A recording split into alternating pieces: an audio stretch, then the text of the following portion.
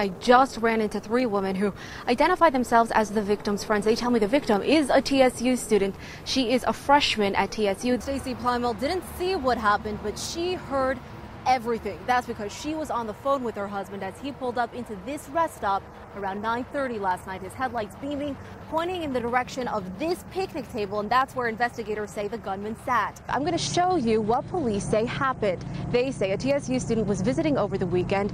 It was Sunday around 2:30 in the morning. She was crossing this intersection right over here when a man driving a minivan pulled up to the intersection. He was right over there.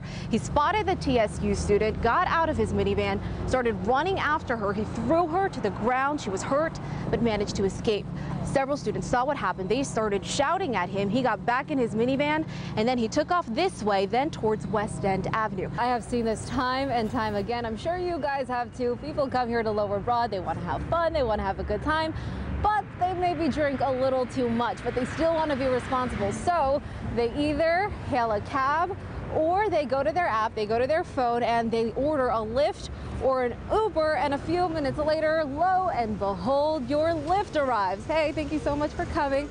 Well, right now, these businesses, they are not regulated, but soon that may all be changing. Today, at the Metro Council meeting, this ordinance passed on first reading. This area is known for restaurants and bars with live music and for stores that sell things like cowboy boots. What you don't see are many big box stores, but for months there was speculation that a Walgreens would pop up right here at the corner of 3rd and Broad. The Waymans were hit here at the intersection of Crestview Drive and Needmore Road just minutes after police say Gillespie also crashed a few miles from here. Police found her stuck in this ditch, and that's when she was taken into custody. Students tell me they brought things like eggs, beans, and ketchup to school on Friday, so pretty much anything messy, and started throwing it everywhere. Not to mention, school was serving tacos and applesauce, so pretty much the cafeteria looked like this. The McGeehees recently installed the surveillance cameras, and they say they're really happy they did because they're hoping the clear HD video will help police catch the people responsible. According to this police report, Kelly was behind the wheel of her car when she hit her husband, likely dragging him a short distance. Now, police say they considered 2 things when making their determination. 1, the severity of his injuries, and 2, the markings on the hood of her car. He was sitting in this chair Friday waiting for him. When he came, he pointed this flashlight in his face. Pruitt took off, and Gershman went running right after him. Follow me.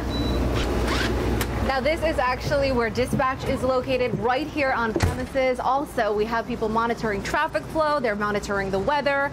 Moral of the story, they're pretty much making sure your children are as safe as possible here. Now, this area looks like this, but it could soon look something like this. That's because a digital sign could pop up right here on the Ryman Auditorium. These boys say a trailer filled with Cub Scout stuff was allegedly stolen from this parking lot, and they want it back.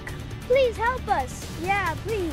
Dozens of people of all ethnicities, of all races, showed up here tonight to participate in the candlelight vigil right here in front of Metro Police headquarters. Take a listen to why they felt it was so important to be here tonight. Black Lives Matter. And I just hope that race relations get better. The candlelight vigil then turned into a march. People were chanting, they were singing, all participating in tonight's peaceful event. But shortly thereafter, things got more involved.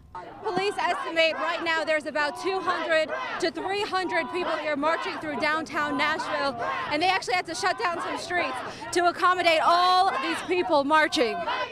That number quickly grew to about 400 according to police. No justice, no peace. Then the unexpected happened. The protesters got on I-24 near the Shelby Avenue exit, even though police tried to stop them. Take a look at this. People here are lying in the middle of I-24, shutting it down in both directions. They have been lying here for 3 minutes now and plan on lying for another minute and a half. All in all, they closed down the interstate for about half an hour. Some drivers were upset, others were not. Because I understand the gravity of the situation. Shut it down! The protesters continued to march on city streets, then they were back on the interstate once again. Some people passing by couldn't help but stop and watch. We hear you, Ferguson. Nashville hears you. Talia Kaplan, Nashville's News 2. People are amazing. You don't realize how amazing they are until you almost don't get to see them. One person in particular is especially amazing to 17-year-old Katie Hargrove. All over. Andy Smith is her boyfriend. She says he saved her life. I feel very blessed. Katie, Andy, and his parents all survived a plane crash July 31st.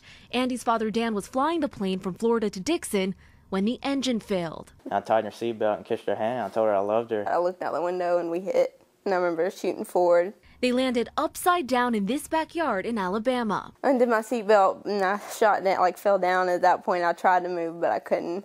Katie's back was broken, and Andy had serious injuries too, a broken neck and hip. Still, he pulled her out just seconds before the plane caught fire. I don't see how he did it. I used to always joke around and say that. I'll be like, oh, your parents would never like me. It'd take, like, I could save you from a car crash and they'd never like me. Well, I guess it just took a plane wreck for them to like me. Moments of laughter like that are never far away from tears. After all, they almost lost each other, and their perspective is forever changed. If you have anything that you want to do in life, do it, because life is precious. This is Newman. Whitney Kalk of Murfreesboro has 3 cats. I've always been a huge animal lover. She's also an animal advocate.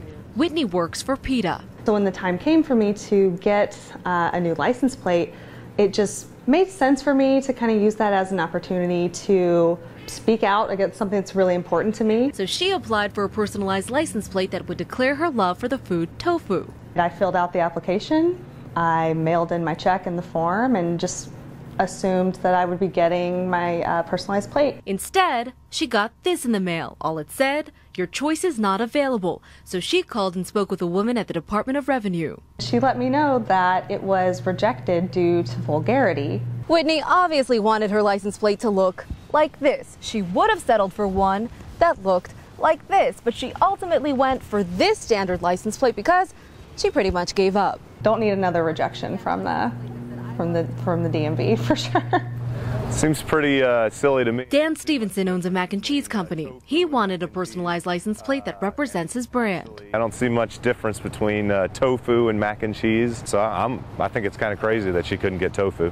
People are going to see it different ways, and I'm glad this Ohio State Buckeyes fan disagrees. I'm glad that they did catch that, because I know for a fact I've seen plates that got past it. It does make you wonder if there is a set of rules that everybody is following. I contacted the Tennessee Department of Revenue to find out. Hi, this is Talia Kaplan with News 2. I was declined an interview but was sent a statement saying employees research whether requests are of an obscene nature, gang-related, or unacceptable for a similar reason. If so, it's denied. They use tools like the online Urban Dictionary to decide. Can I help you next? Also, state law prohibits the department from issuing plates that are offensive or misleading. Well, I realize now, I guess you just gotta work the system. Talia Kaplan, News 2 at 10.